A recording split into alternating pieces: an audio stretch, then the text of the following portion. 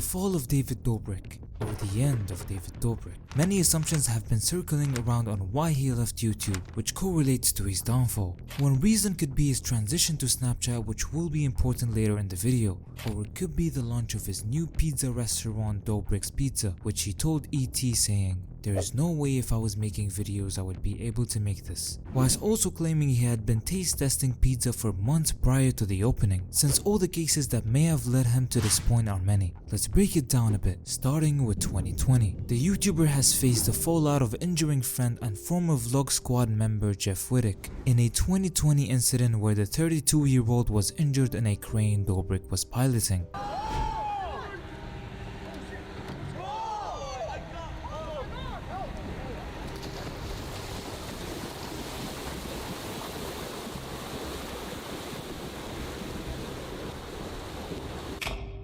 YouTuber Jeff Fuik has spoken out about still undergoing surgery treatments for injuries sustained as part of one of David Dobrik's vlogs. Okay, so this is the scan of my face that we did, and as you can see, there is one side that is completely smashed in and it needs emergency surgery right away. Is it this side? Yeah, it's that side. it's that side for sure. That's a healthy septum on one side where you have all the air pockets and everything. Which side is it, the nose left or could the breathe. right? And that's, so that little tip at the point there, that's my nose. So as you can see, my septum's completely smashed. It needs to be operated on immediately. Otherwise, I could get infection in that bad eye. I can't breathe through this side of my nose. The 32-year-old took part in an event hosted by Dobrik back in June 2020. The event saw several influencers, known as the Vlog Squad, swung around in a rope attached to a crane over water. However, when it came to Wittek's turn, he ended up sustaining some serious injuries and he's been dealing with the consequences ever since. He later sued Dobrik for $10 million, alleging he faced a loss of wages and significant hospital bills. David has also had to handle the public sexual assault allegations against former Vlog Squad member Dominikas Dirty Dom Ziglitis. After the allegations surfaced, all of Dobrik's YouTube channels were demonetized by the platform and he lost multiple sponsorships. However, after stepping back from the platform, he made a successful return in mid-2021 that saw him launch back into the spotlight. Taking to X, Wittek tweeted, "Yo, at Snapchat, you're paying a guy that smashed my skull in for a prank and left me with lifelong injuries. He also filmed and organized multiple sexual assaults. That's why I stopped posting. I don't want blood money. Hi, can you please send us a DM so we can try to help?" Snapchat's X account replied. Wittek responded, "His name is @David Dobrik and he's traveling the world partying on your time, while I have another surgery next month."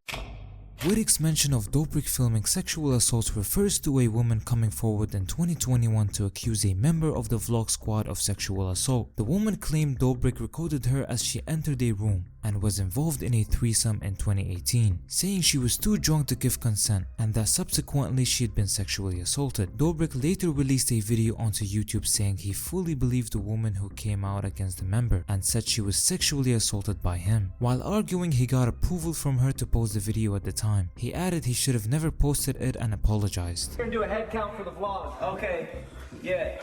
Okay, alright. We got 3 in there. Joe's gonna peek in so he can describe it to me. Oh, chill. Oh my god. Oh my god, I can't look at that. I'm gonna have to leave the apartment. I get horny just like listening to this. That's what happened. I opened the door and I was like, wow, they look kind of good. Holy shit. It smells like someone was murdered in here. Dom. What's up, dude? You are sweating. In addition, there was a documentary recently released by Casey Neistat, which exposes David Dobrik for prioritizing virality of his content over the safety of his cast. In that documentary, Casey briefly asks David's assistant, Natalie, if she's ever hit the brakes on any of the bits or takes that David and his team does for video content due to some of them being dangerous. Natalie insists that she does push back on bits that are too dangerous, and even says she's the safety Sally of the group and will often say no to dangerous bits that they attempt to record. She is then seen egging on another cast member, Karina, to take off her shirt when Karina appears to clearly be uncomfortable from both the initial and subsequent demand to do it. Despite Natalie being the safety Sally of David's group, David will continue to lead a pattern of inappropriate and oftentimes dangerous bits sketches for his Vlog Squad to do.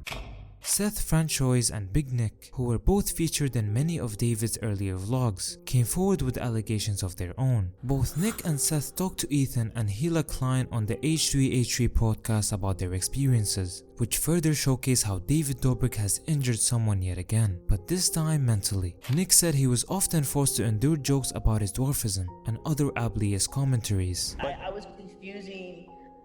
I was confused at first on where the friendship was going. It was kind of like a snowball effect, where like you see the snowball about to hit you, and then it's getting bigger and bigger, and then you get to a point of realization where you're like, oh wait, these people only hang out around me to put me down and feel better about themselves. Yeah. And I was like, dude, Bullies. This is like a hot, like, and I'm so thankful to God that I never got bullied in school, but this was the first time I ever felt some sort of like bullying high school scenario. And I was like, dude, and these people aren't even in high school anymore. They're in their 20s, 30s. Like, what? I thought we matured past that, you know? So it was just kind of like, it was just kind of weird for me, you know? While Seth said he was sexually assaulted in a video, the video, which was only recently removed from YouTube, shows David and his friends pranking Seth into kissing Jason, convincing him it was Karina Kopf. Really hard, and I really want the viewers to understand, it is so incredibly tough as a man to have to say that you were sexually assaulted by a man. The amount of trauma that you deal with, you don't even want to explain it to like your family and your friends and your, because even my own family was like looking at me like, oh yeah, you probably just said that was okay, you know, like there's no way someone people don't believe you. Fast forward to 2023, Fuik has finally made multiple statements about the whole Dobrik incident in a podcast with Tana Mojo and Trisha Paytas, where he mentioned the following. Get flipped on you because if there is like one clear victim and like victimizer, it's you and David. Like how is it just like swept under the rug, like no one talks about it, like it's not a thing? I did keep a lot of things quiet, you know, like I didn't, at first we were boys, so I wanted to, you know, have his back. But when I realized like, oh shit, in this documentary with Casey, he's blaming me for this shit. He's blaming the victim, not the girl, you know, that was essayed by Dom. You know, he's just like coming off like, yeah, no, people just did this for attention. I'm like, how delusional are you? But that's what this game does. People get such an inflated ego from social media that they think that they are on a higher level than other people. And I think he's just believing his own lies. And people around him know the truth. You know, like, I know they can't fucking live with those feelings. They're probably fucking thinking about it all night. Like, I knew it. I picked the wrong side. This is only what we know and not what's still hidden. Therefore, I would like to invite you all to sit at our cafe, watch this video again, and think about this objectively and see whether this is actually the end of David Dobrik or not. For now, stay tuned.